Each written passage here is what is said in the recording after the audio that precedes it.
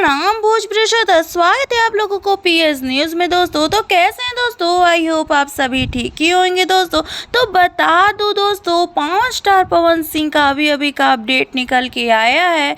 New blast coming song जो कि release होने वाला है 1 नंबर म्यूजिक चैनल से दोस्तों, जिसका शूटिंग कंप्लीट हुआ दोस्तों। तो जा करके जरूर से जरूर देखें दोस्तों, और कैसा लगा मेरा वीडियो कमेंट करके बताएं और ज़्यादा से ज़्यादा शेयर कीजिए दोस्तों।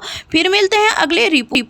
बहुत गुस्सा करती है भाई, फेंक दो ना लोढ़ा, गुस्सा कम करो थोड़ा, चूड़ी फूट जाई, रंग छूट जाई, तमन्ना रूठ जाई, तोहरा राजा जी के दिलावा टूट जाई, तोहरा राजा जी के दिलावा टूट जाई, तोहरा पिया जी के दिलावा टूट जाई।